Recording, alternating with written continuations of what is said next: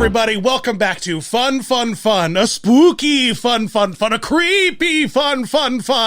And not Dallin's not here. That's even crazier. That's like, I mean, we're going to get real wild, real crazy. And with me, as always, is my podcast producer, Nathan. Nathan, how are you? Oh, sorry, you scared me. Sorry. I'm easily startled this episode. I didn't feel mean like to disturb you. I am there in the with that liminal space of podcasting, and it's a little weird when you're podcasting. You know, what is a podcasting liminal space? Can you just give that? Can you just like? I don't mean to like question your bit, but like, right. What is that? Well, basically, it's just empty hallways, and then now and then Joe Rogan peeks around the corner, and you're like, oh, no! okay. I thought it was like you had like a podcasting microphone, and there's a cord, and you just could never find the end of the cord. You just don't know where it's plugged into. That happens sometimes too. Mostly, it's just long, slender man like Joe Rogan arms. So now I have with us, Nathan, yes. An authority on probably the scariest Italian food that you could possibly encounter, and that is, of course, creepypasta. Yeah. So, ladies and gentlemen, it is my absolute pleasure to welcome an icon of the internet to our podcast, the spookiest. The spoopiest, I think, is probably more appropriate because he is a cartoon character. It's Mr. Creepypasta! How's it going, man? Hey, guys. Thanks for having me on your podcast. Man, you're building me up to be way scarier than I feel like I am in person. Oh, yeah. Well, yeah, no, I know. I've seen your social media. It's mostly cats. It's mostly pictures of your cats. I love my cats. So, I mean, like, let's be real. There's nothing super spooky about cats in your living room. Wait, there's everything spooky about cats. They look I live with two cats. Ooh. They have been completely mystified. It's just nothing but puke and litter boxes. How often have they stared at the ghosts in your house, though? That's the thing. They don't. What? They stare at my weird neighbors next door. That's what they do. So, those are the ghosts. I guess those are the ghosts. I guess those are the ghosts. Dan, those what are the house? Ghosts. There's not been a house there since the fire of '82. Whoa. Trust me, I have neighbors and they're not great. So they're very real and they're not great. What's going on, creepy? I don't know what is the shorthand? Because calling you Mr. CP sounds really inappropriate. Yeah, We're gonna get put on a list, man. That's not. MCP is totally fine. You can just call me Spike. All my friends call me Spike. Is that okay? I weirdly feel like I'm talking to the dog from Rugrats, though. Do you get that often? Yeah. Oh, my God. Every time I go to Universal Studios, I'm inside of that house, the one that says Spike, the dog house over there. I get a photo there every time. Look, man. Every time. Yeah, I'm a pseudonym behind a pseudonym. So I am, Spike is totally fine to call me. Nobody knows who I am. Ooh. Okay. Oh, so even Spike is fake is what you're saying? Yeah. But my mom calls me that, so it's totally fine. Oh, okay. Yeah. Gotcha. And your mom's deep into the creepypasta lore, right? She's making your masks. Oh, she's making outfits for you. She's an enabler, is what I'm saying. She is an enabler, but she hates it. My mom has. My mom has like all my posters, like all my shirts, and she keeps them in a drawer because she's like, these are too scary. But great shame. This is a great shame. Was she like? Because I have like a very conservative mother, like a conservative Christian mother who jumping out and doing all this super wacky Christian conservative mother. Yeah, all right, yeah. How is your mom the same way? Is there like kind of like a bubble of like, oh yeah, my son he makes things on the internet, but like she doesn't like go into the creepiness of it. Is there that kind of shame about it, or is she cool? No, she's not cool. She's like, she's not making, my poor boy's not making videos about Jesus, and it makes me sad, you know? Dude, oh my God. So yes, that's exactly how it works. My mom hates horror stuff. Like my mom can't take it if somebody pulls out a knife in a TV show. She's like, oh no. Well, I have like, so my mom's from Taiwan, so I have a very, very Chinese mother who's like, she hates seeing like anything with like a knife in it, anything with fighting in it. That's considered to be horror for her. I never saw a horror movie until I was in college. Like legitimately, because like it was just banned from our house. What was the first movie? What was the first movie? I was curious. What dipped your first toe into the horror? Friday the 13th, Part 6. Whoa, deep. It's still my favorite. You went deep into Friday the 13th. It's still my favorite one. I have to be honest. I haven't watched like maybe 80% of them. Like I should probably jump in. Are they all good? No. Are they pretty good? No. Sorry.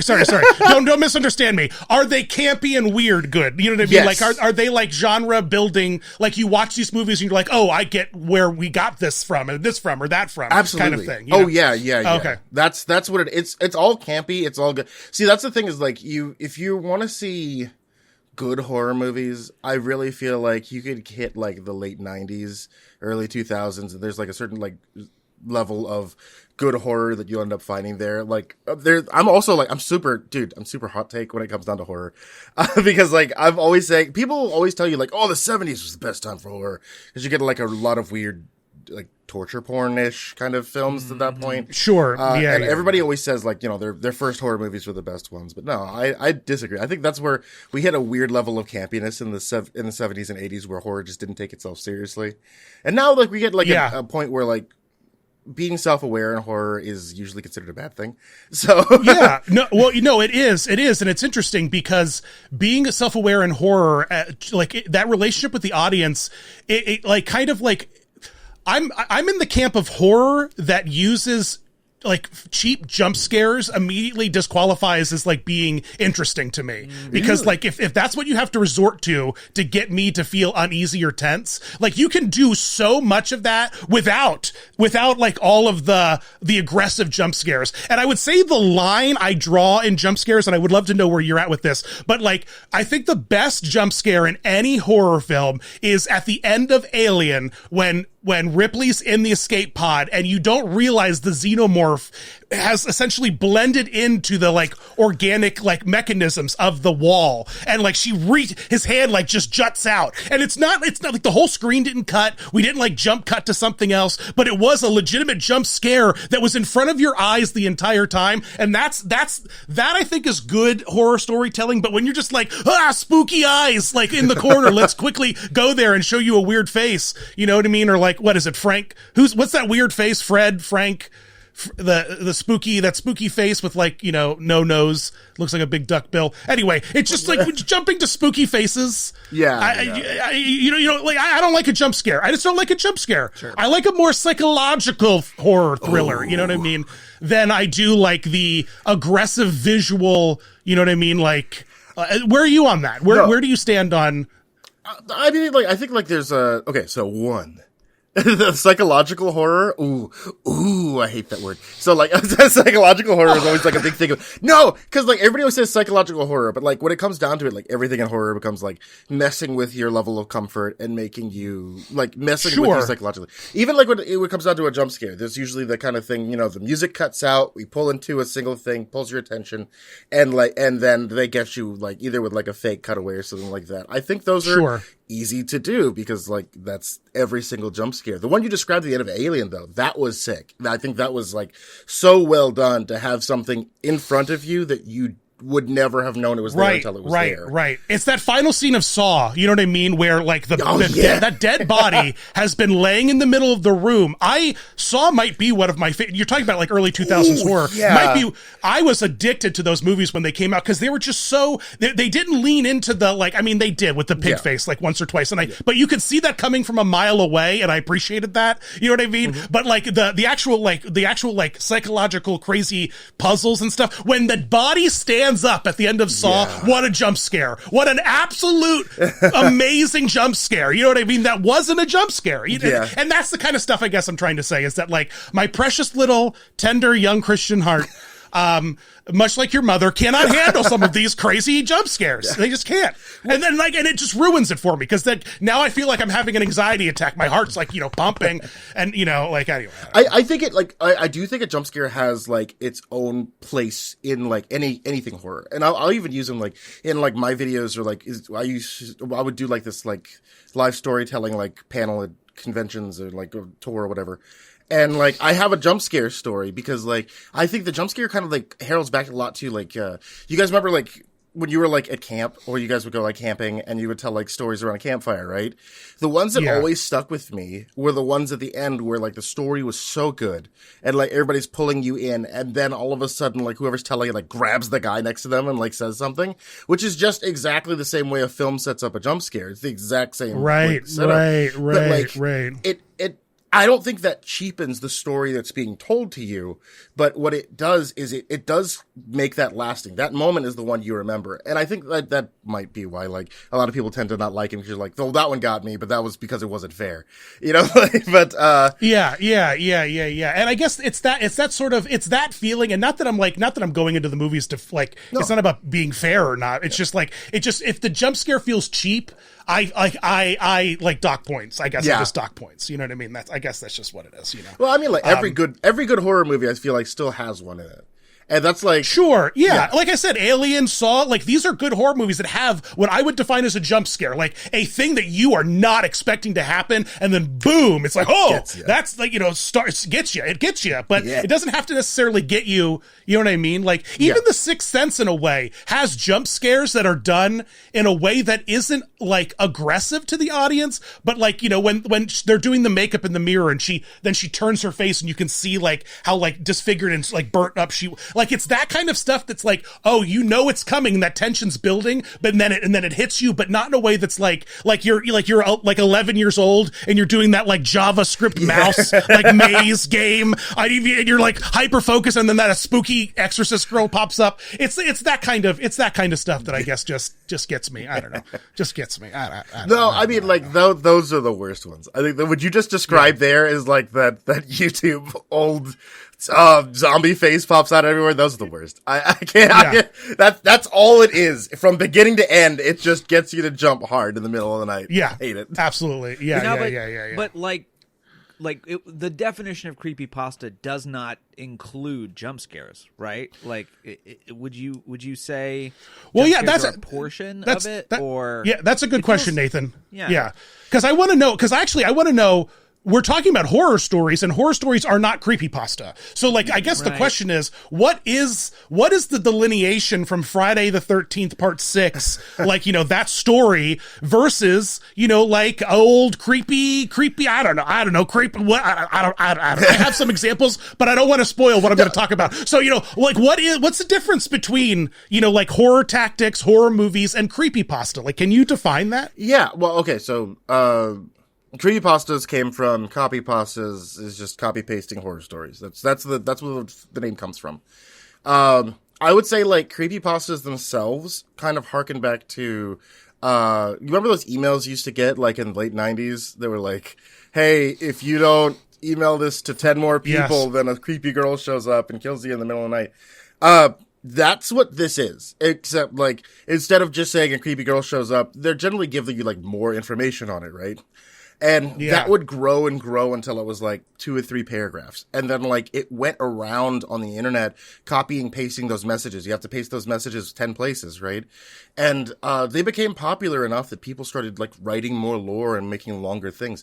The Slender Man all kind of came from that same idea too, where like, oh, we want to make up an urban legend. So we do a couple of photoshops, we make up a couple of stories, we post them as many places as we can until people think it's real.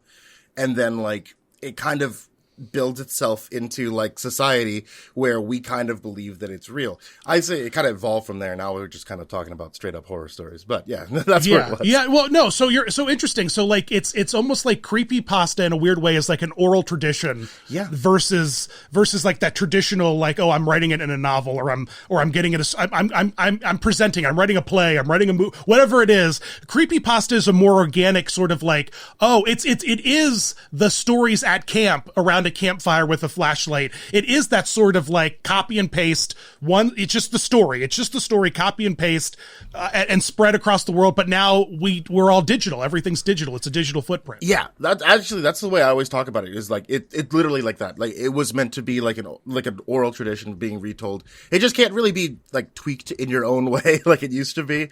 I think a lot of it before just always felt forbidden because like it was never posted to, I mean, like back in the day, it was never posted to like I don't know. You wouldn't find this anywhere. Like IGN's not posting articles of creepypastas and stuff. This is like something you find inside of a forum, inside of a thread. That's true. That's true. It feels like, 4chan, Reddit, Dig, like all of these, like I know Dig's like but even MySpace, Zanga, these were the kind of places that like text was kind of generated in some kind of way, and then someone saved it in a text file, or someone copied it to the next forum, or someone starts moving it around. And so I guess that's interesting. I never really thought about how creepypasta is that it's copypasta, but just with the intent of creeping you out, creeping you out. And like the big thing about it was like, because you mentioned like 4chan on there, which was like the first place I'd ever seen creepypastas at before.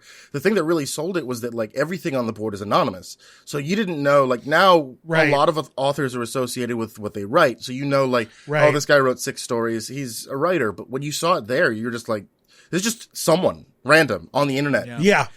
I mean, honestly, some of my favorite places to get creeped out, creepypasta style, are just like the Reddit, like, what's the thing you've experienced that you can't explain? Yeah. Just stuff like that. Like, those are some of my favorite, like, people who have tricked themselves into believing that something weird has happened to them when in all reality it hasn't. But like, their minds have stewed on this thing and have turned it into some kind of hyperbolic thing that's bigger than it ever was. Like, reading those things at 1 o'clock in the morning. That's the thing. Yeah.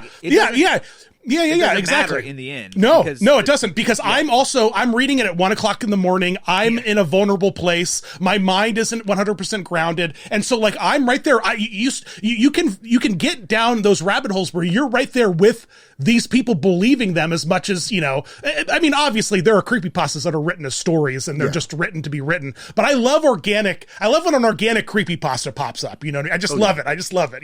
Unexpected creepypasta. Oh yeah, no, I agree. The ones that feel like the most horror are the ones that start off where they're not a horror story. Right. Okay. Absolutely. So I have to ask. I have some questions about because I'm Disney Dan, baby. Theme parks left and right. Okay. So I've got some theme park creepypasta we're going to get to at the end of the video, but I want to ask you about something that isn't, I think, considered creepypasta by people, but now that we've kind of defined it a little bit, I definitely think it is. Do you believe Walt's frozen head is creepypasta? If it had so that doesn't have like an actual like tale associated with it, is it? It's just all I know about Walt's frozen head is like people say like, oh, it's under Cinderella Castle, or it's right. Well, I mean, it does kind of have. It has in the forums, and like there's a specific sentiment that while it might not be copy and pasted text wise, it is copy and pasted verbatim by fans. You know what I mean? Walt, he was dying, he had the money, he wanted to prolong his life, he knew that he could freeze. Like we all have the story in our head, even though it hasn't been necessarily jotted down. Does creepypasta have to be text, I guess, is what I'm curious about. Oh man. You bring up such a wow. We broke Mr. Creepypasta. We did it. Yeah. We did it, guys. We made him come out. Yeah, we hit knowledge. My brain is boiling. We took him out too early. He's a little al dente, and he doesn't know what way is up. Oh my god. I want to say no. But also, listen, you're the authority. You can argue. Your argument is, no, it's not. You know more than me. I want to say no, but at the same time, like, I feel like I'm going to say no. And then like an author I work with is going to hear this podcast and he's going to be like, oh, we'll see about that. And he's going to like type out this whole thing.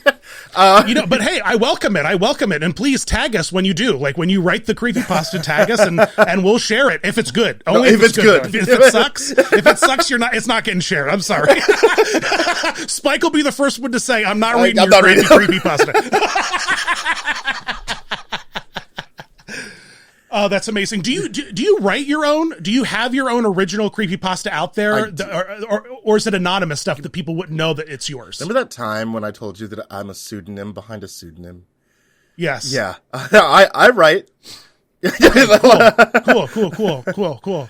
Does the stuff you write circle back onto your channel sometimes? Do you end up? Absolutely, yeah. Okay, gotcha. Does the audience myself. know? No. They don't know. No, they don't know. Okay. That's so fascinating. And I only say that because I have a lot of friends who are anonymous and like you, that are creators that are all over their content and people just don't even realize. They just don't realize. You know what I mean? Like my buddies, I have a couple buddies who do not show their face at all publicly, except if you watch their videos and you know who they are, they're in them. Oh, really? They're there.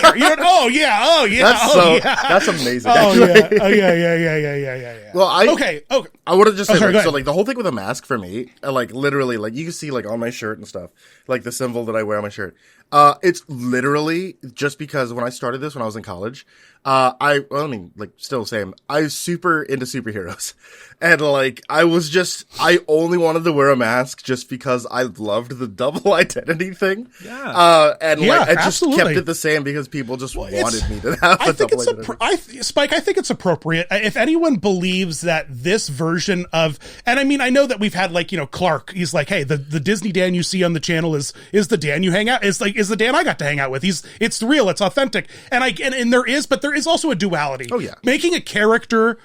My biggest suggestion for anyone trying to get into content is do not get into content as you. Get into content as a heightened version of yourself, Absolutely. As a different version of yourself. Be a character. Be Bill Nye or Beekman or whatever it is, or Guy Fieri. None of these people are real. You know what I mean? Guy Fieri, I think, might be who he actually is. Dude. I'm not gonna lie to you. I think that's just him. Or Larry the Cable Guy. Larry the Carry Guy. Lady Carry Guy was amazing. Could you imagine if I went on to like voice like, a popular Pixar character as Disney Dan and never like credited myself as Dan Becker, like that's Larry the Cable Guy. It's insane what that man has done with his career. And his name's Dan. He's from Tampa. No. He's just a hillbilly. No, yeah, you shattered my... No, hang on. No, I've got to look at this. Interestingly enough, it's just Andy Kaufman. It's Andy Kaufman. Oh, you are so... Oh, damn, Nathan. I never thought about how Larry the Cable Guy's Andy Kaufman. Yeah.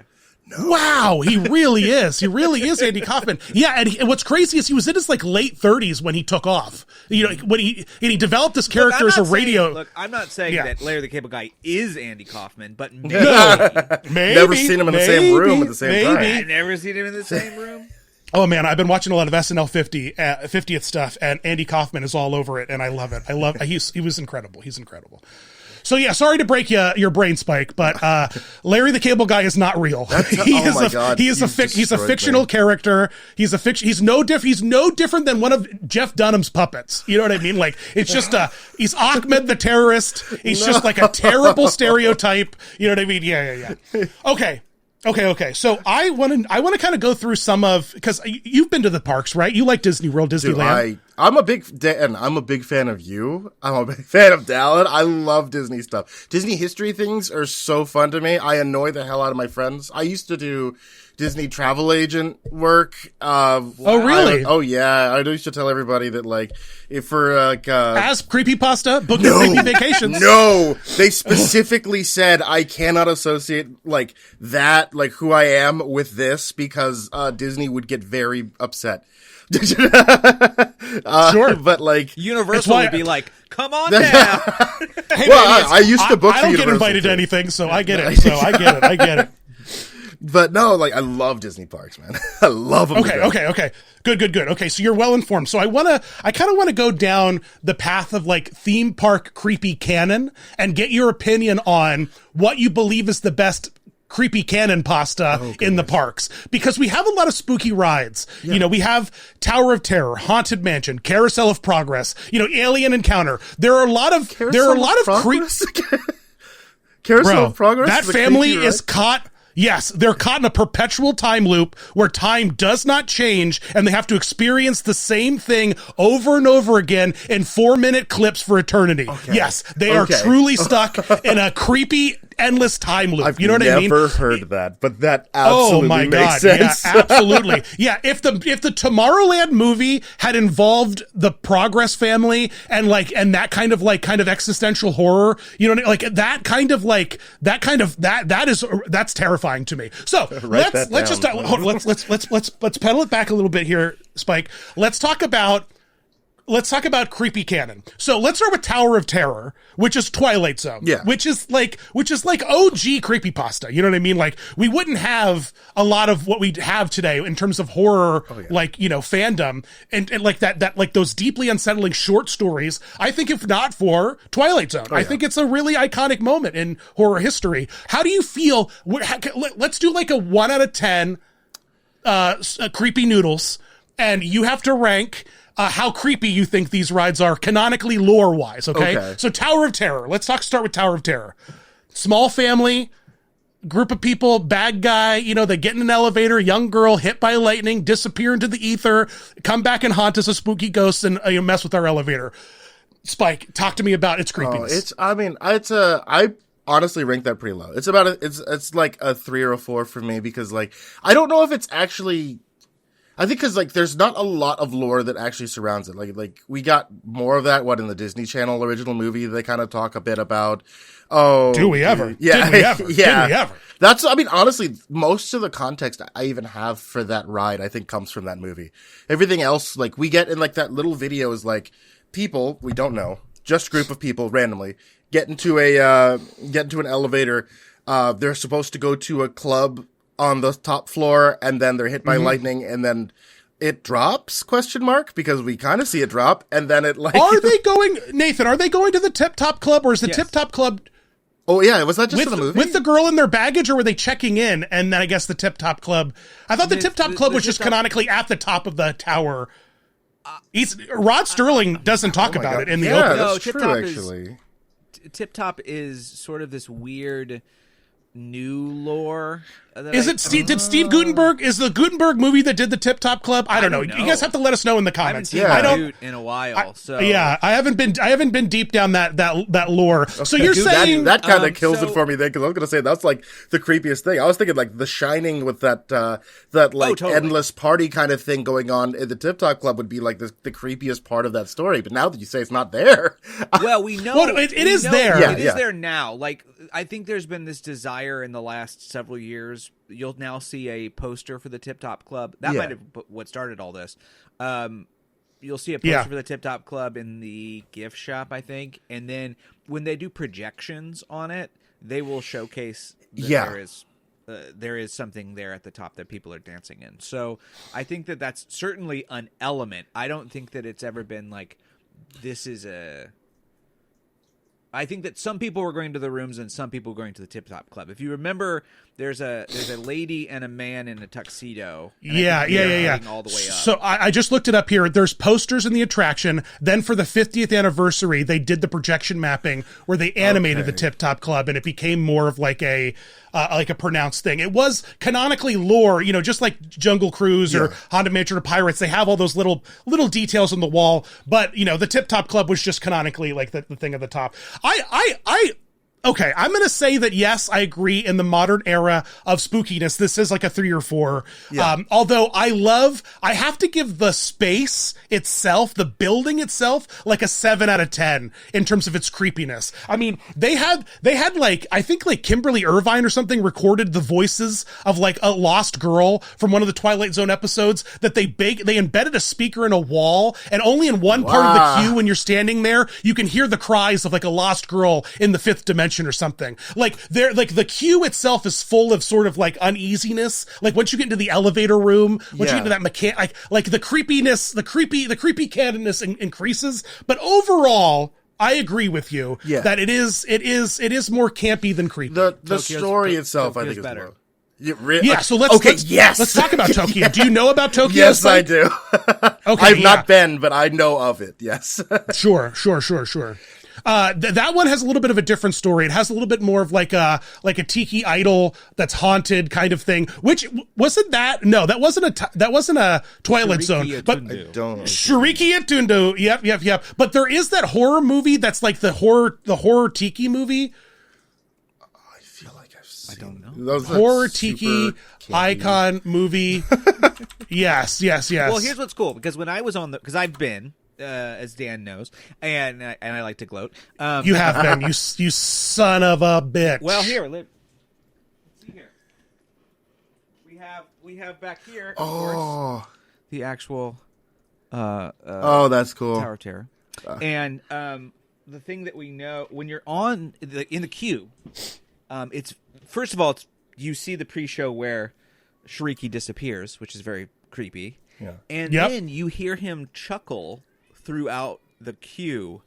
And I took a photo of this. There's this big head that's sort of like an artifact, and it's being sort of pulleyed down. It's sort of hanging. And I took a photo, and then I looked at the photo later, and there's two glowing eyes in the middle of the mouth. Where Shariki's sort of like kind of hanging out and watching everybody. So for my money, like I love like U.S. Tower of Terror, but like Tokyo Tower of Terror might have been my favorite ride in Tokyo. Really? Honestly. Yeah. I mean, I don't love cool. I like they have it's a slightly different ride system, right? Like in terms of like chiller. the up and downs. It's not as, more of a vibe. Hardcore. Oh, really? It's definitely right. Yeah. It's definitely the California version. There's no like long hallway. See, that always kind of gets me too. Like I don't get me wrong, I do love the Tower of Terror. Every time I go, I try to get on the Tower of Terror because I think it's still a fun ride. But it's in its essence, it's a ride that goes up and it drops you, and like. Yeah. I mean, that's a Six Flags, you know. Like, the film. I figured it out. It's called The Trilogy of Terror, starring Karen Black from 1975. And one of the stories in the Trilogy of Terror is about this little tiki idol that this woman gets, and it comes to life and really terrorizes her. Shariki, It's very Shariki coded. So you got to check out Trilogy of Terror, starring Karen Black. Back in my old days, I used to have a puppetry podcast. Oh my called God, Getting. Really? Oh my God, I've seen this. Yeah. This guy. I used to have a puppetry podcast called Getting Felt Up, and it was ahead of its time, and also was immediately, we had to stop making it the minute Me Too happened. We're like, well, we can't have a podcast called this, despite it's the greatest pod. It's the greatest pod on earth. It's the greatest pod on earth about getting just your felt puppets above your head, getting felt up. A puppetry podcast. Yeah. But anyway, I'm still paying $5 a month to host it, so that because lots of people still listen to it. But one of the things we had on there was called Petrifying Puppets, where every guest would tell us about their most petrifying puppet, and Shariki came up quite often. Really? Everyone was bro, when you watch Shariki, she gets like trapped in a bathroom with him, and he Shariki, rips her. Right? The movie Shariki, Trilogy of Terror, and he's not called Shariki in the I forget what he's called in the thing, but anyway, Trilogy of Terror, you can't miss it. You got to watch it. It's absolutely hilarious. The Zuni fetish doll is what it's called in the movie. Wow. Oh, yeah. the fetish doll. Which doll? Technically, I believe Shariki is also a fetish doll, like by definition. So, but we're going okay. So let's pivot to Alien Encounter now and get Spike's rating of Creepypasta, Creepy Canon. So how do you feel about Alien Encounter? Did you ever get to do it? Yes. I did that, and I did the and Stitch? Stitch, yes. I did Stitch afterward. Cool. Tell me about which you think is creepier and what your ratings are of both. Okay, Alien Encounter is solid 9 for me. That is a horror ride. I don't know, like, that was so out of place for Tomorrowland. Don't get me wrong, loved it. It was so out of place. I don't know about that, Spike, because there's nothing more terrifying than what may come tomorrow. So I just gotta say, you know, every day is a living nightmare. Right. I'm slowly dying, and tomorrow might be worse than today. So Tomorrowland full of horror rides makes sense to me. I don't know why it doesn't make sense to anyone else. You have a point. But, so there was, if I remember right, there's blood spray in that, right? Like there is blood spray. Yeah, there was a feeling of blood spray. Yes. It is canonically one of the few rides where someone is murdered in the ride. Yeah, it is. And this isn't a kill count podcast. Well, we're gonna get Dead Meat on here. Actually, I don't know if you're friends with Dead Meat, but we're also friends with Dead Meat, and so I got to get Dead Meat on here to I'm going to convince them to do a kill count theme park episode with me, where we just talk about which rides canonically have killed the most people, not actually killed the most people, because that's a whole other. And I don't believe. How do you let's talk about that for just a quick second. How do you feel about, because you don't do this, and I appreciate this about you because it's just not in your nature and your content. How do you feel about people who go deep into talking about like deaths at theme parks and like tragedies at theme parks? Because to a lot of people it and I'm not saying this, I'm just saying that I would say to a lot of people it feels like the same camp as Creepypasta. That sort of unsettling online content. Like people would likely consume both. No disrespect, but how do you feel about it? I don't. So I mean, like, I know about it. Like I said, I like Disney history stuff, right? Like, for Pop Base, I wrote a couple things about actually like deaths at Disney, because like they were asking me to do some quiz stuff for them. But at the end of it, like, I don't do Find out how well you know deaths at Disney. Oh man, I only knew about 8 people that died at Disney. I missed 2 deaths. Oh my god. Okay, but yes, that's exactly it. What? Oh man. But no, that was normally I stray away from anything that deals with real life. I don't like doing true crime. I don't like doing like real deaths or things like that. And the main reason why is because like I consider myself to be like entertainment for YouTube, entertainment for podcasts and things like that. And I don't like the idea of real things being consumed real tragedy, being consumed for entertainment. Because like, you know, at the end of the day, it's a fine line to walk on. Yeah, at the end of the day, you know, like this ruined people's lives. And and that's often not acknowledged at all in the content. Yeah. You know what I mean? It's very, I feel like there is a proper way to address it and to cover it if you need to, and if you need to talk about it. But my God, people just really don't have any empathy for the people that were affected by it. You know what I mean? Like the cast members that saw it, the family that lost them, like it's wild. It's so wild how people are so like, they're just so detached, I guess. I don't know. No, that's exactly it. There's like a certain like, or at least not obviously, like you said, there's a right way to do it, but I usually see it a lot of ways. Like there's a weird sensationalization about like the actual like event, or like when true crime like of people who've like committed crimes and things like that. And I don't like being a part of it, so I just don't particularly do it. I respect for that. But back to the guy getting chomped up and chewed in half during Alien Encounter. What an experience. Baby, I didn't know checking in my ticket this morning and coming into Disney World, I was going to get covered in blood. That was it. No, that was... Oh. Even tastes like it. Oh, God. Oh, God. Just blast you with, like, copper. Yeah, you know, it's so funny. It's interesting you say this because it goes down the path of what you do for a living. They originally had Phil Hartman voice the pre-show robot, and it was just like, hey, you might remember me from such pre-shows as Mission to Mars, and they're like, yeah, this is too sweet. Like it's not setting up the expectation. Yeah. So they pivoted to Tim Curry when they redid the ride after like a couple weeks, and that Tim Curry reading spooky stuff, anything is the greatest. It's the greatest thing ever. Forget James Earl Jones. Give me classic Tim Curry voice. It's one of the best. It made that ride so creepy, in my opinion. Really? Okay, so I can't remember the pre-show when I went on it. This was a long time ago. You would have gotten the Tim Curry pre-show. You would have gotten it. Yeah. The Phil Hartman pre-show was so short-lived. Really? And it was the ride was closed and retooled for a while and then reopened to be scarier, not less scary, scarier. Because just to warn people. But just to warn. Yeah. They did some stuff to warn people. So okay, so Alien Encounter ranks up there high for you.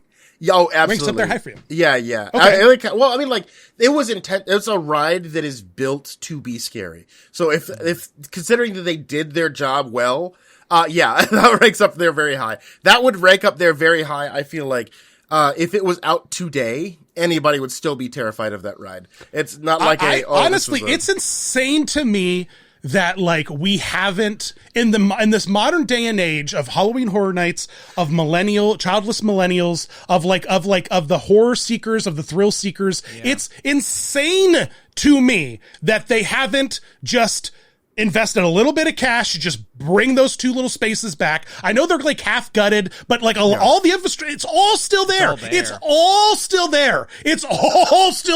I have trick or treated through it. I know. It's all still there. Do they let you in there during Halloween? Yeah, Halloween. Yeah. Usually Stitch is in there, or like the hallways are opened up for you to go in and trick or treat through. So. Yeah. But those circle rooms They're still there. Intents and purposes. It's all there. They didn't exactly change that much when Stitch came in anyway. Yeah. Not at all. Not at all. And it's not like that ride had a lot of, it was all visual and audio cues. Yeah. It was all, so anyway. It's all that binaural audio. Man, dude, that would sell. Do not get me started on Disney owning Alien and not doing anything with it. Right. All right, we asked about Stitch though. I am curious. Chili Breath, 8 out of 10 scary, I assume. Yeah. How did you feel about Stitch Breath? Okay, so I'm terrified of Stitch, so that's still 9 out of 10. I'm so okay. I get it, man. There's a video on my channel called, I think it was called I Want It Gone or something like that. And this is legitimately, like, before I started Creepypasta stuff, this was like an eBay listing. And somebody was talking about, like, this haunted Stitch doll that they had. And they were selling it. And, like, all these, like, awful things this thing has done to them. And, like, burning people's hands and throwing itself around. It scared the crap out of me when I was, like, I think it was, like, middle school or, like, elementary school when I first found out about this. And, like, it just stuck with me to the point where now, like, whenever I see these things, like, at Disney, like, the big stuffed animal, I'm like, that thing, I don't want it in my house. We're not buying that. We're not keeping it. So, no, when I went on that ride. So you're not a Stitch fan? No. I don't want to go see the live action. I don't want to. Where are you on, just out of curiosity, where are you on Minions? Because they feel like they serve the same purpose. I don't know, okay? To just entertain middle-aged white women is all what I'm trying to get at here. So, like, on Facebook, yeah. It's interesting because the amount of email forwards that include Stitch or Minions rivals likely Creepypasta. So, like, the amount of sparkly Minion gifs and the amount of sparkly Stitch gifs that are forwarded between, like, women who have Minion tattoos on their calves. You know what I mean? Like, it's wild, Nobody got a Minion tattoo. Don't lie to me in that way. That's not a thing. Bruh. It's crazy because it's like people love their pets and they love us. They love the idea of, like, a hyper intelligent pet that still can't communicate with them, but they can, like, communicate to them. You know what I mean? Which is Stitch and the Minions. It's that sort of like I can't understand you, but you can understand me. So, like, let's potty train you. Let's put a cute hat on you. It's that kind of stuff. You know what I mean? It's like, what if your cat was a little smarter than it was? So, yeah. So I get you, man. I'm afraid of Stitch too. I'm right there with you. Forget it. It's fair, yeah. But no, that ride scared the hell out of me when I went on it. I was worse for me than the Alien version. That's fair. That's fair. I feel like there is this. I don't know if I want to, like. I think there is still a sizable amount of people that went on Stitch Encounter and found it legitimately still scary. Like, I think there's an intimacy about that binaural that you'll never be able to get over the fact that there is something whispering behind you in your ear. Like, it's still too unsettling for any, like, general audience. Nathan, I believe legislation just passed that we can't say binaural. I think we just have to say sound. I think we just have to say sound. Sound in both ears. Sound in both ears, right. Yeah. Keep both my masculine ears. Yes, in both my mask ears. My cis mask ears. Okay, cool. So let's move on to the intentionally creepy ride, the Haunted Mansion. Where is that rank for you in your creepy canon pasta lore rankings? Like, is the mansion creepy or no? The first half, 7. The second half, 4.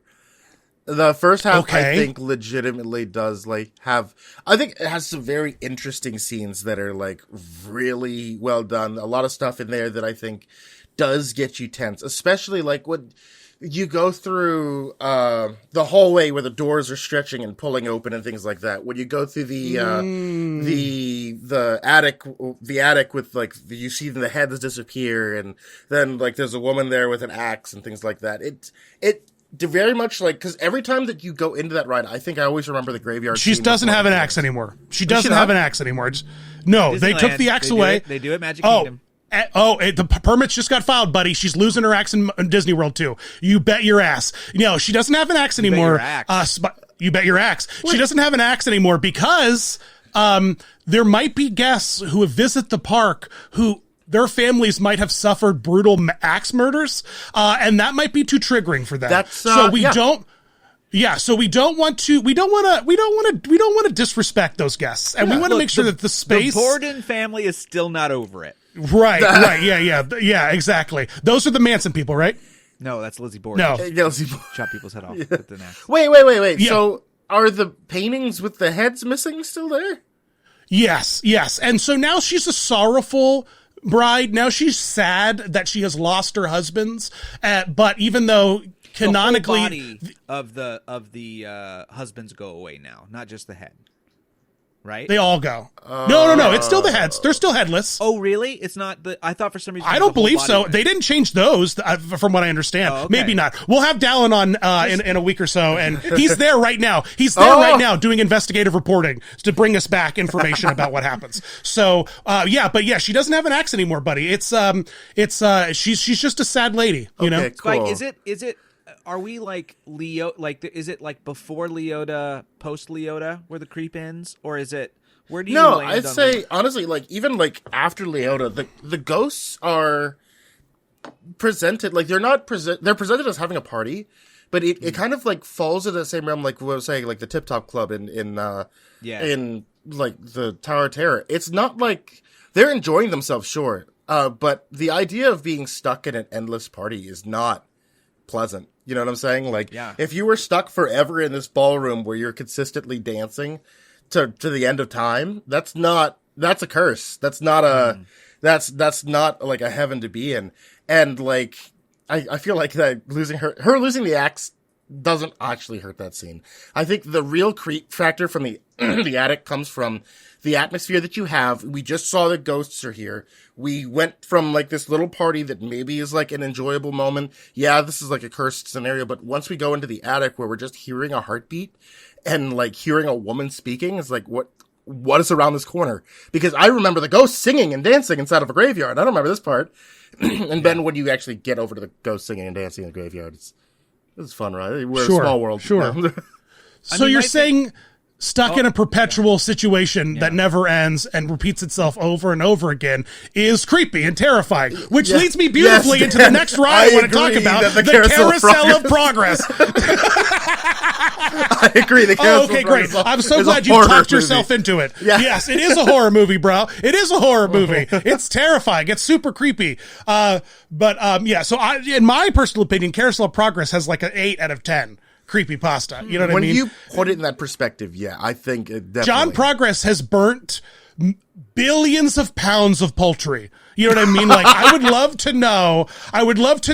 It's at least a 25-pound turkey. There's 7-8 people eating it. You know what I mean? So this is like a Groundhog Day situation, but multiple. Oh yeah, 100%. It's a Groundhog Day situation. Easily. Look, I want one of them to be self-aware for just one time a day. Uncle Orville's just like, have we done this? And then it just cuts off his light and goes back. Uncle Orville, he's the one yelling at us that he has no privacy. Yeah, he's the only self-aware one. Yeah. He knows, which is why he's chilling in a bathtub with a block of ice and a fan. It's why he's taking a poop off stage. He knows. He's playing solitaire or something. He doesn't need to be bothered, you know? So, yeah, he knows, man. He knows. Can I ask, I think there's, for both of you, actually, I'm curious about why Carousel Progress lands here a little bit.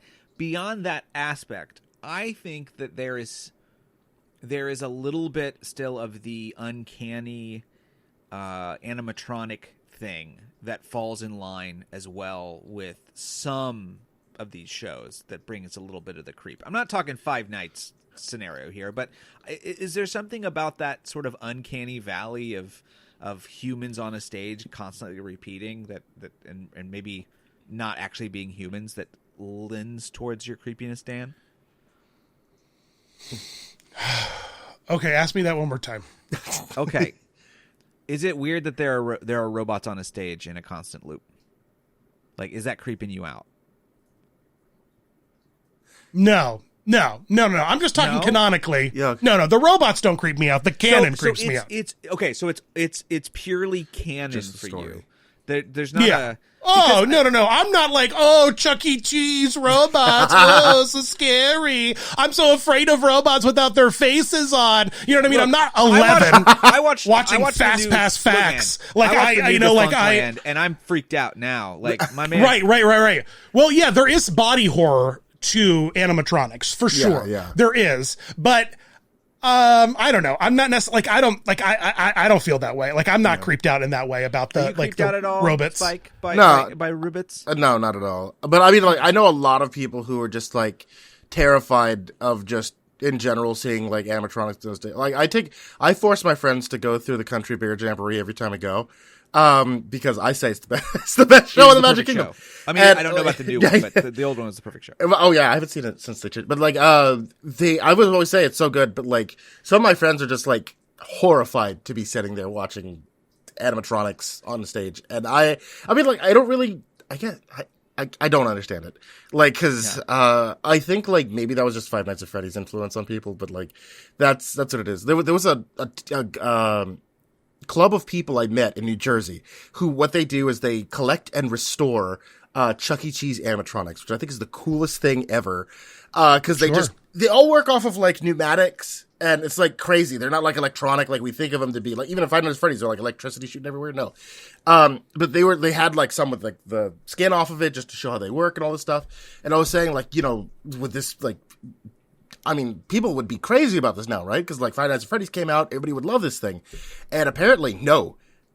Everybody hates them now. The reason they got rid of them is because after Five Nights at Freddy's came out, children would go screaming out of the Chuck E. Cheese when they would see animatronics.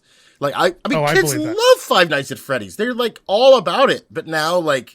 But like when it comes to real life, certain kinds of kids at certain phases of their life, it's not all encompassing. It's when kids are like preteens. It's like when they entered that like edgelord area of their life where they're just like, yeah, I'm not afraid of nothing. Spike, that's when they find you. That's when they find you. Right.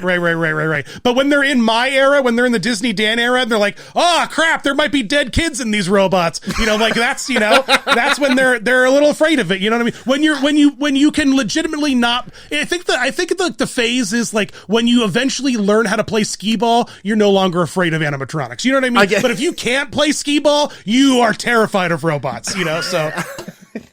I don't know. Like, maybe, I don't know, man. I didn't grow up with Five Nights at Freddy's. I don't know how it is. All I know is, like, there's people at cons that I've met, and then, like, they're like, oh, my kid loves it. How old is he? Oh, he's 6. He shouldn't be watching my stuff. Like, he should just absolutely not do that. You need to take his iPad from him. Yeah. Yeah, there's a level there for sure. Do you have like a beginner's guide for Creepypasta? Is there like a children's entry level? God, no. God.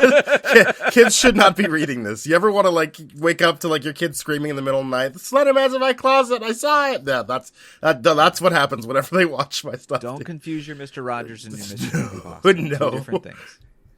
No. The puppet land at Mr. Creepypasta's is way weirder. To be honest, good show idea. Pick it up, Amazon Prime. Okay. All right. Other than what I've mentioned, Spike, are there any other rides at Disney that you think are creepy that I haven't touched on? Mr. Toad's Wild Ride. Sure. Yeah. That has a significant creep factor, doesn't it? Yeah, you die and go to hell, dude. That's a crazy ass ride. Yeah, man. I guess that is. It really is. That's not even really canon in the movie. Like, no, how does that up, right? Here's the real question: how does your Christian mother feel about Mr. Toad's Wild Ride? She's never been on it. My mom's never been to Disneyland. We went to Disney World a bunch when I was a kid, but my mom's never been to Disney. It's time to take her, buddy. It's time to take her. I've been trying. She does not want to go with me anywhere. Dan, to be fair, Mr. Toad's Wild Ride is a moral fable about if you drive recklessly, you'll die and go to hell. So she might like it. So it's like a Mothers Against Drunk Driving kind of thing. Yeah, it's sponsored. Sponsored by Mad. I'll tell you right now, like, I took my wife on it for the first time, because, like, I watched... My wife. Yeah, my wife. I watch, like, you guys' stuff all the time. I know, like, all this Disney lore and things. She doesn't. So, like, when she went on that ride, when the... Oh, so you were intolerable. I get it. Yeah, oh, you have no idea. This is an interesting scene, honey. If you notice over here in the corner, you can see a picture of Winnie the Pooh. The premium version of going to Disney with me, I tell you everything. The paid version, I shut up. Right. But she didn't know any of this. When the train scene comes up in that ride, she was flipping out. And, like, by the time we got off of it and everything, she's like, what the hell was that? Like, what? Everything else we've been over here. We've been on teacups. We've been on the Alice in Wonderland. There's wonderful rides. What the hell was this ride we just got on? Because it's just so different at this point from everything else that you could possibly go on in that park. Yeah. And that freaks her out so much. Dan, I'm going to throw one more out there. Okay. Dinosaur. Not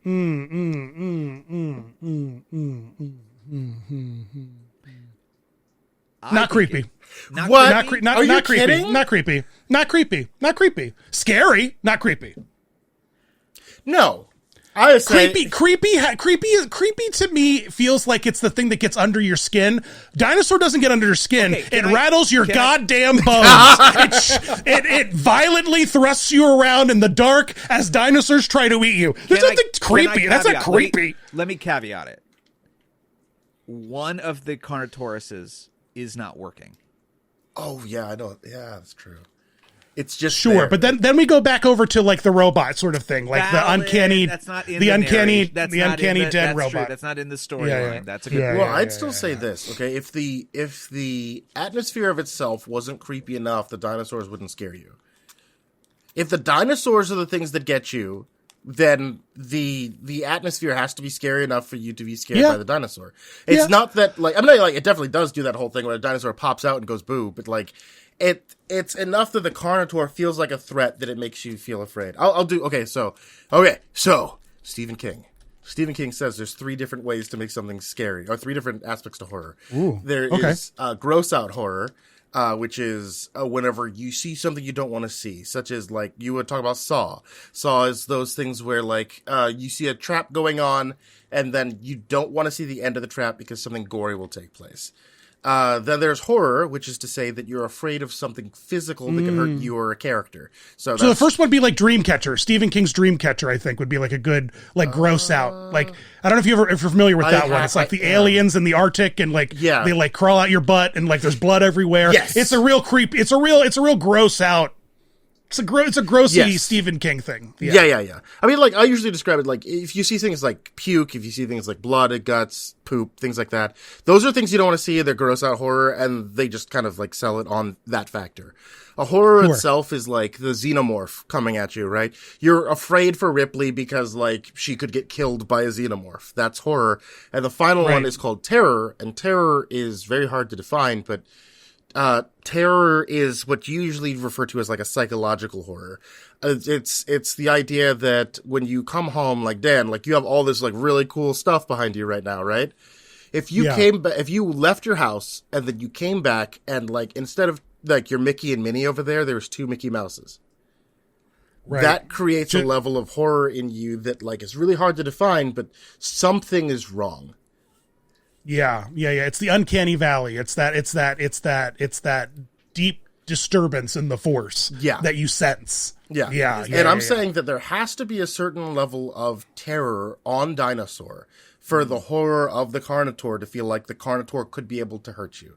If it jumps out and goes boo, it does create that thing of like, oh, there was something there.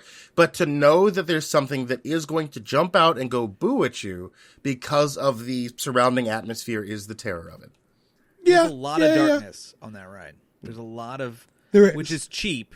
The ride's not that good, but the darkness is the scariest thing because we have no idea. Yeah. What's on the other side. Do you think that the Jurassic Park ride at Universal, either one, any of them, is a scary ride?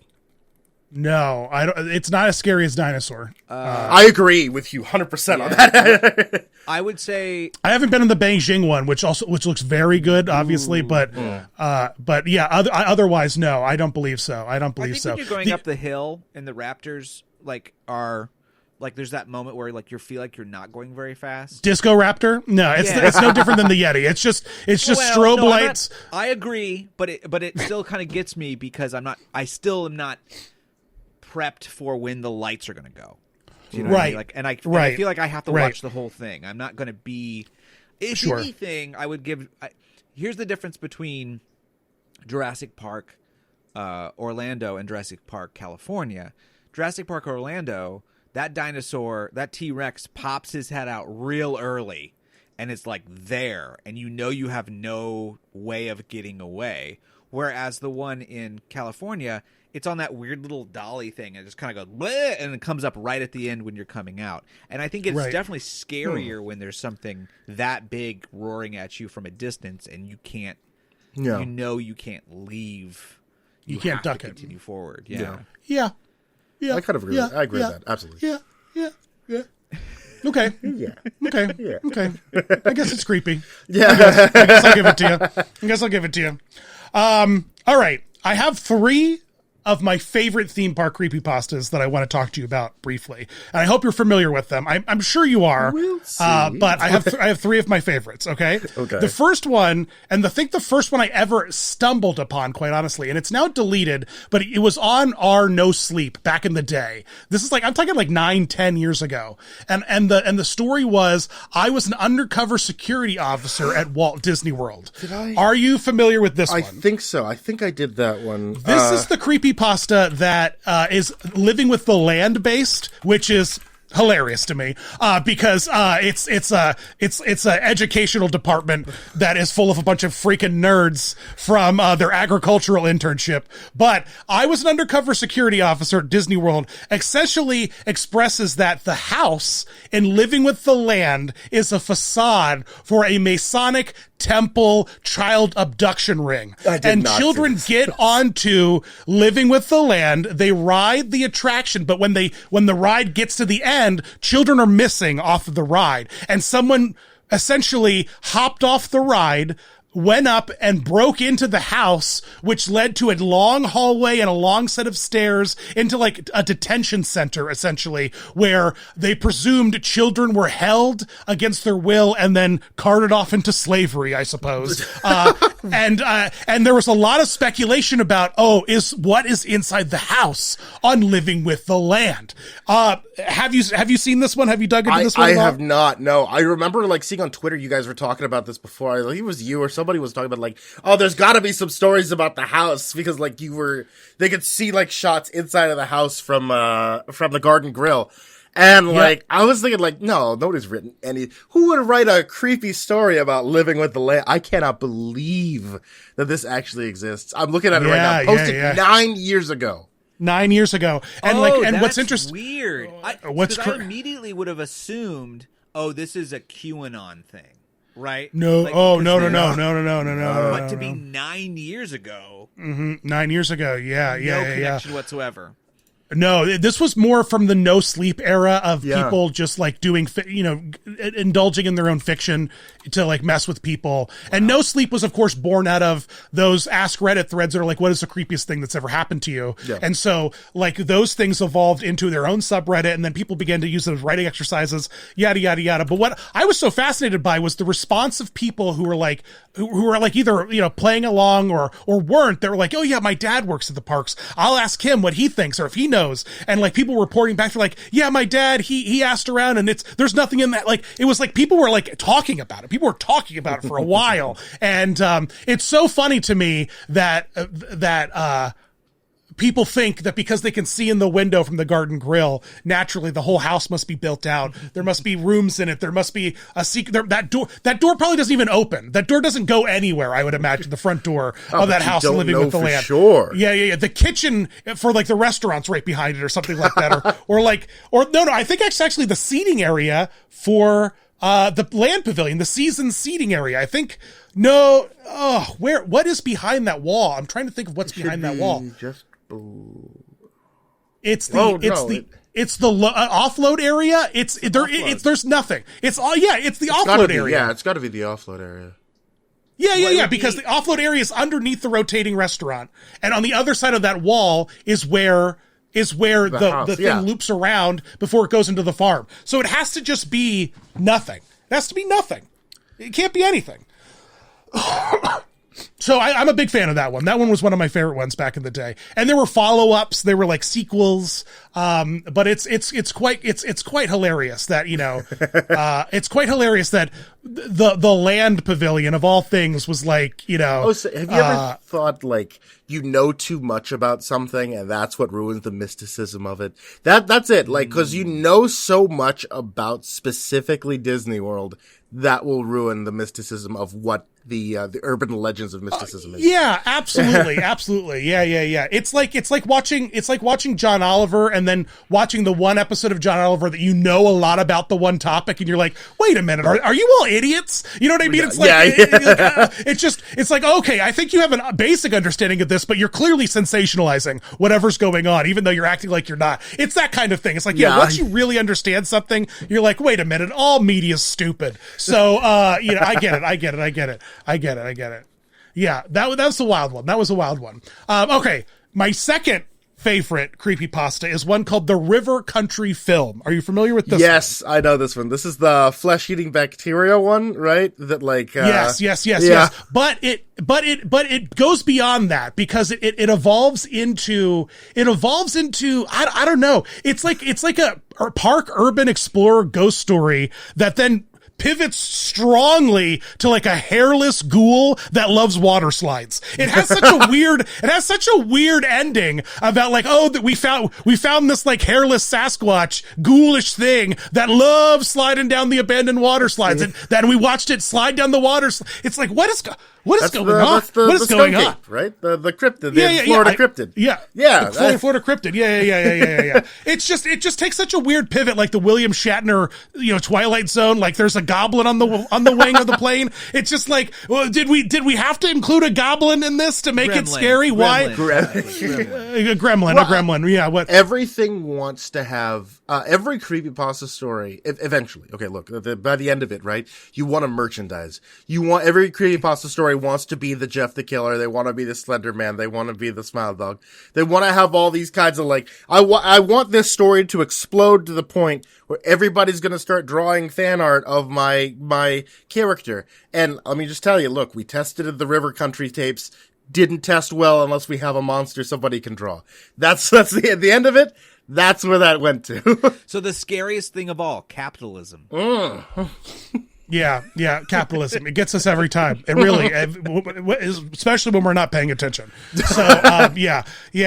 No, this was just a weird one, and it felt very like inspired by the Blair Witch Project. It's like a found footage, weird ass creepypasta about a theme park. And again, this is just weird old. This is also pretty relatively old. It's not new. It's from 2012. So like, it's like, it is like that weird nostalgic peak that we had of theme parks that I guess hit creepypasta too. It wasn't just YouTube.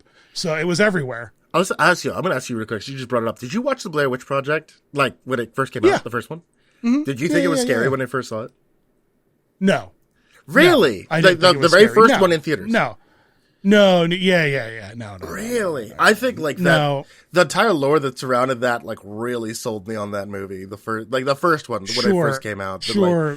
I guess I was old enough. I was doing theater, and I was just like, this is fake. None of this is real. You know what I mean? This found footage nonsense. Get out of here. There's no such thing. You know what I mean? Like it was just stupid to me. It just felt stupid to me. I don't know why. That's fair.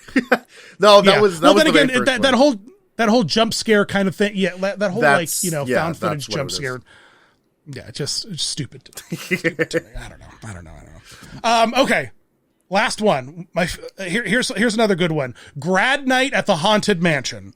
Are you familiar with this one? I did. This is the creepypasta about what happens after the Doom Buggy exit. Like, what happens if you stay on the Doom Buggy?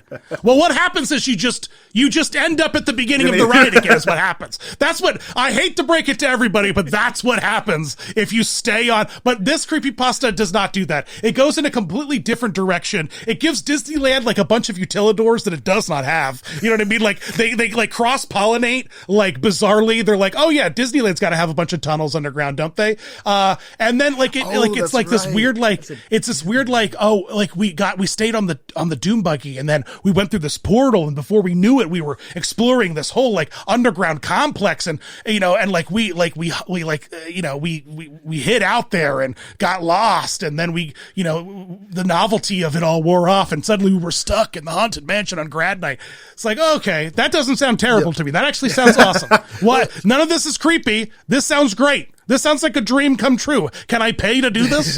That one I remember was such a silly story, I think, by the end of it. Like, it was, that one didn't, I think you're right. It didn't creep me out at all. I think it was just very silly. I think that became very popular, though, because of the name, The Haunted Mansion. I think people wanted to have something to do with the Haunted Mansion. But every time, I'll tell you, like, in the beginning of that story, the reason that they stay there after the park closes is because supposedly there's that moving walkway out of the ride at the end of Haunted Mansion. What they do is they jump off that walkway to where, like, the little Leota is, and they hide there until the park closes, and then they get back on the ride. And every time I get off the ride, I look down to that area and be like, oh, it could work. Like, cause there is like a platform there, and there's like a whole bunch of tombstones in that little area. Is like, oh, I see. Someone did see this, and they were like, I could hide there. No one's gonna check here. Yeah. You know, it's like that one book where I read in kid where like the two kids like hide in the Metropolitan Opera, like the Metropolitan Museum, the New York Met Museum or something of art overnight. I think it was like a mystery. I can't remember what it's called. I've tried Googling it, and the title doesn't sound right. The Mixed Up Files of Mrs. Basil E. Frankenweiler. I don't know. That doesn't sound like I read it, but it's the same. The plot description's the same. We're like, you know, it's like, it's like night at the museum. Oh, we hid in a thing overnight, and then we like experienced it, and then it got scary. You know, so I guess I get the fantasy. I get the fantasy of that one more than anything. It does feel like it's something that I would like to do. Everybody wants to be at the theme park alone to see what happens after the lights go out. Everyone, everybody wants their own thing. Everyone wants their own special time. Yeah. So yeah, those are three of my favorites. Do you have any other theme park creepypastas that you're aware of that I might have like left on the table? There was a couple. There was one of them. I think there was about the mascots. I think the mascots is like a really big fear for a lot of people. And there was one like that, like one of the mascots followed somebody home, I think is what it was. And I do the author for this one. It was like a really kind of creepy idea that like, you know, like you go over to see the mascots, you don't know who they actually are on the inside, right? So this like kid goes over and he sees like, I'm pretty sure it's like Mickey, and Mickey gives him like a little lock of hair to hang on to. And like the kid's like, thanks. Leaves the whole thing, but notices like the Mickey actor is just there all the time with him. But then like as he like looking around corners and stuff, and at Disney World or at the park, it seems like a totally innocent thing. But then after he leaves and he's back home, which is states away, he continues to see that same Mickey like actor peeking around corners at him, smiling and doing those little friendly gestures that changes from being what it would be considered to be fun at the park now is very different in real life. And like, I think the story just ends with the Mickey animatronic doing the same thing through the window of his house and things like that. Those are pretty neat ones. It never explains what the hair's about. Oh, perfect. That was the first thing I was going to ask is like, where did the hair come from? What's the hair about? Who had hair? Nope. Where was hair? The kid kept it. The kid. Oh, good. I mean, if Mickey handed me hair, I might consider keeping it. I don't know. And then there's a couple of other ones too. I think like from way back when, do you guys remember that card game you could play at the park? Sorcerers of the Yep, Sorcerers of the Kingdom. There was a ritual pasta, I think a Disney Mirror ritual that was a lot about like being able to summon like some kind of demon or something that like inside these mirrors to get reactions from them. So that it could be able to answer questions for you if you stayed after hours and looked into specific mirrors. I think the idea for that one kind of came from that if you do specific things, then the Sorcerers for the Kingdom, like mirrors, will do activities. A lot of these rituals kind of like want to tempt you to try them. The technology did not support that. It barely could read the cards as it was. Like it could barely function. Just, you know. So no, it could not absorb your soul. I wanted to play it so bad. I wanted the dream you never got to play real. It? No. But by the time I was old enough and made enough money to try playing that thing, they got rid of it. Yeah. I really wanted to like wear like 30. I wanted to like print cards on shirts that were like, that I knew that the monitor would be able to read. And then I just wanted to have like 20 shirts on and I wanted to just play the game by taking my shirt off and like having it scan the card on my chest. That'd be good content, Dan. I'm not gonna lie to you. That would have been a good video to post. You can still do that with Lorcana now, you know. Yeah, you can. I guess you can. I guess I could like play Lorcana with my shirt off. Just shuffle. I don't know. Yeah, maybe. That's for the OnlyFans. Maybe. Yeah. Amazing. So, all right. Well, we've reached the end of the podcast where we always do one of our favorite fun things, talk about some of the fun stuff we're doing right now, all the fun we're having. Well, we got, I don't know if Spike has fun. He seems, his fun is creepy stuff. He's creepy fun. Yeah, he's a creepy little dude. No, I'm just joking. For me, my fun and tell this week is MegaCon. I just had, as you guys are listening to this, I just spent an incredible weekend at MegaCon, did an incredible panel. I've been preparing for it. I'm bringing lots of fun costumes to hang out with people, interview cosplayers. I love a con, and I'm really trying to, my goal in the next year or so is to develop a booth and have like a more regular con presence where you guys can come hang out, buy art from the artists that I work with all the time, like have like a little like curated like art shop for all the artists that I love and support, that, you know, you can also then come out and hang out with me. So my goal and my super fun project right now is conventions. So yeah, MegaCon. What about you, Nathan? What do you, wait a minute. All right, wait a minute. How in God's, because you wrote a book down like a college professor. You know what I mean? You nerd. Yeah. Of the very best Jimmy Carter alive? What is this? This SNL best compilation DVD? No, like, Dan, what is this thing? Some of us like history. Excuse me, sir. I like history too. The former president, of course, has passed away not too long ago, and so now it's time to catch up. Now it's time to catch up. Yeah. I don't think he was doing much the last couple of years. Well, now I know he's not up to anything new. Now I can finally just done. Close that chapter. Yeah. I see how it is. I see how it is. I'm a completist, so I don't read biographies until people are dead. Sure. I get that. There's a book called His Very Best Jimmy Carter, A Life. There's a lot of course, Jimmy Carter wrote a lot about his life as well. But I found this book, it's been really, really interesting. I didn't grow up in the Carter administration. That was before my time. I came in at the tail end of Reagan. So like, it's just this kind of weird 4 years where, before the bad times started. I don't know. It's just sort of this interesting time between the end of the Watergate era and the beginning of the Reagan era, and the book does a good job of both covering his presidency. And he's a really funny guy. Like, he's an interesting. Yeah, he was an interesting dude. Yeah, interesting dude. And then of course his post presidency is probably one of the best of any president ever. Yeah, just his humanitarian aid is just humanitarian insane. aid, legitimately saving lots of lives. And so it's been really good. And if you're looking for an interesting, like, kind of here at the sort of while we're thinking about the former president upon his passing, like His Very Best is a good Jimmy Carter biography if you're interested. So interesting. I was just kind of going down that rabbit hole of like Watergate and that like kind of time in like our history. I don't know if you're familiar with what's called like the fourth turning or like the turnings, but I'm very fascinated by that. I know it's just like essentially history horoscope. It's like more pattern recognition in history than it is good at like telling what's going to happen. But I'm very fascinated by like the ebbs and flows of generational like turnings as we move through American history and how we ultimately repeat ourselves quite often. And the Watergate Jimmy Carter like era, it was like I think it was in the third turning. I think it was what kicked off the third turning. And so like that of our current set of turnings, we're currently in the fourth turning, the crisis, which will end around 2030. So and it's interesting. It's so fascinating because and I know it's crazy, but like we're currently in a phase where we are supposed to be reunifying as like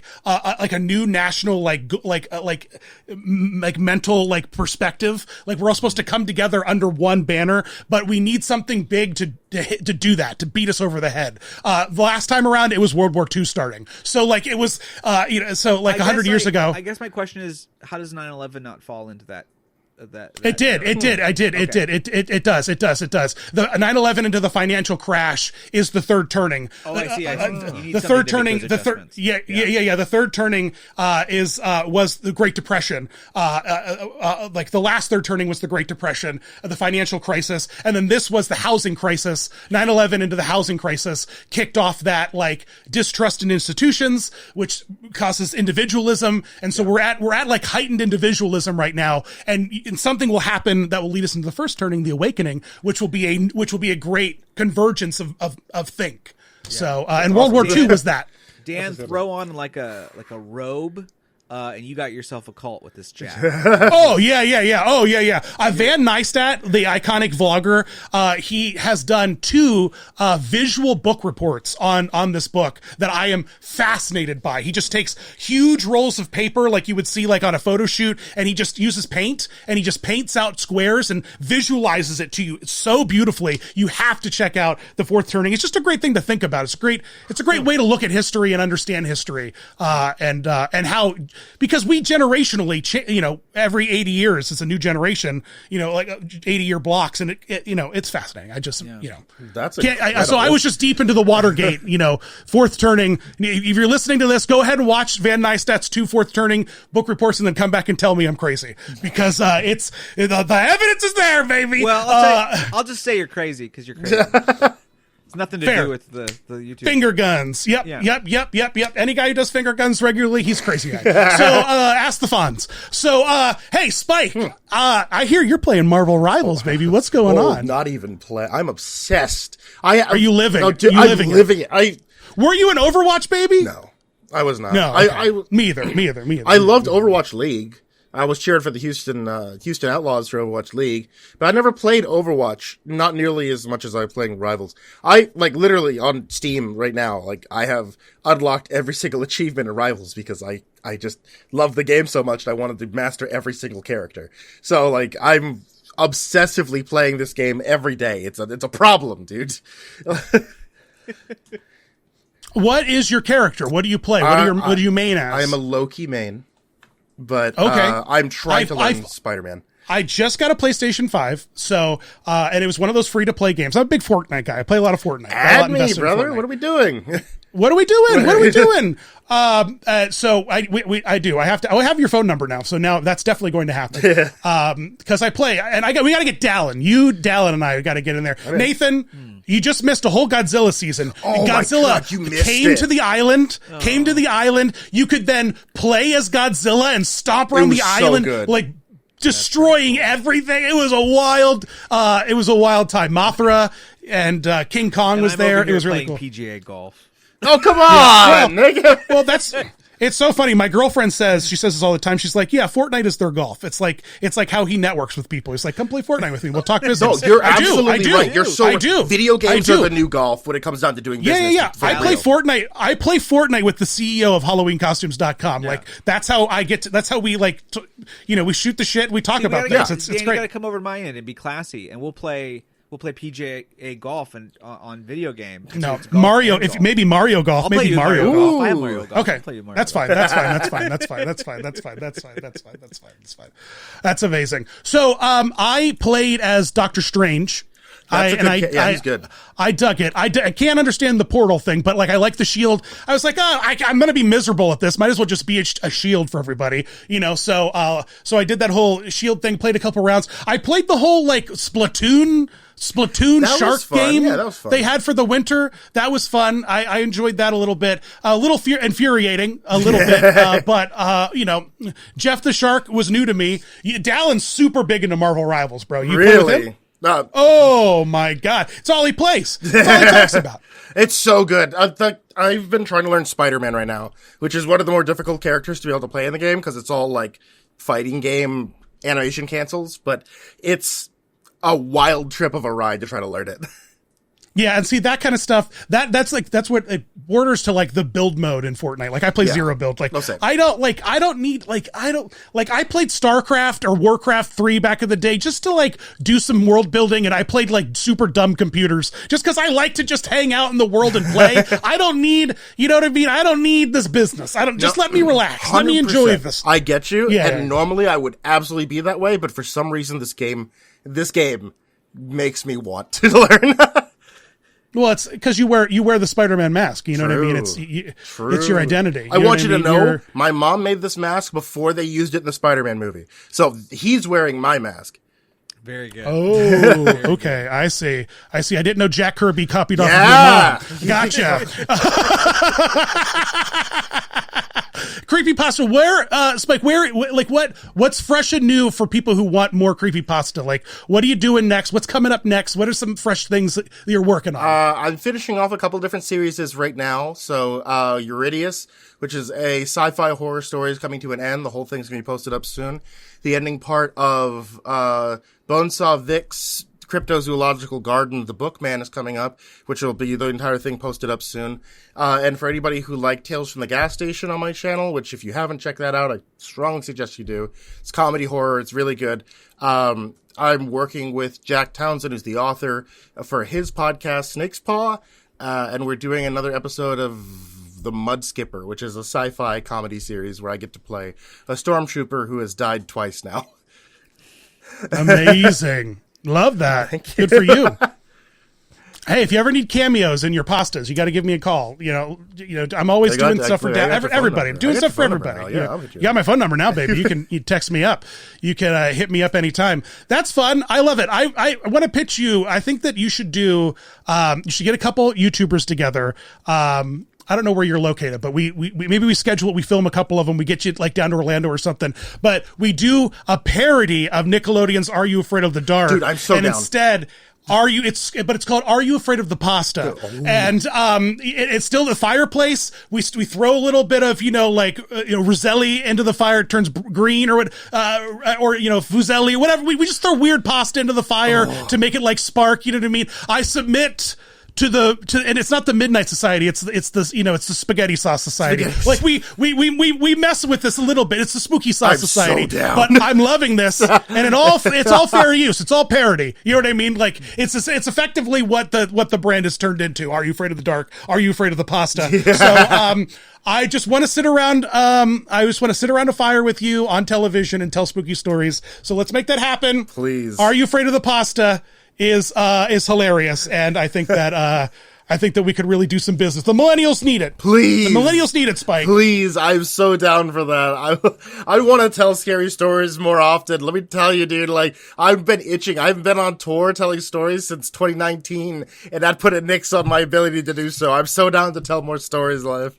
Ooh, maybe it's a live tour, brah. Are You Afraid of the Pasta? Because that suits itself nicely. Nice little fake fireplace, a couple little camp chairs, big screen that we can put up visuals. Are you afraid of the pasta? Ooh. Let us know in the comments. Hit us up, Dallin. It'll be you, me, Dallin, and then we get 2 or 3 more spooky dudes. Not that I'm spooky. Well, I'm more joyful, right now. more jovial. Dude, what are they doing you are. I love that laugh of yours, dude. That's what I watch the videos for. You kidding? Thanks, man. Appreciate you. Well, this has been fun, man. Thanks for coming on. We'll have to have you back on with Dallin or some other folks. We'll have some like fun chats and keep getting creepy. But this was great. This was a great little introduction. This is the first time we've ever really hung out and spoke too. Yeah. Other than just text on the internet. So it's great. It's great to finally Fortnite. Meet you and vibe. Yeah, dude. Thanks so much for having me on. Like, I really appreciate it. I was looking forward to this all day. So since the moment I made you wake up early. Yeah. Which was approximately 90 minutes ago. So. Me too. Yep. Me too, buddy. Okay, me too. Fair. We're YouTubers. We don't wake up early. What are you talking about? Whenever I tell Nathan we're recording a podcast before 11 a.m., he's like, why? I didn't get into this job so I could wake up early. Are you kidding me? Yeah. Right. You're not paying me nothing for me to wake up at 9 a.m. Valid. Well, this is great. And now the podcast is over. It's over. That's it. Just go home. You probably are home. Or maybe you're not. Maybe you're working out or you're cooking, or but if you're cooking, you're home, unless you're like outdoors at like a camp cooking, like, you know, like a fireplace. People do that. Yeah. People cook out, people grill. I don't know where you are, but we are not with you anymore. The podcast is over. Goodbye.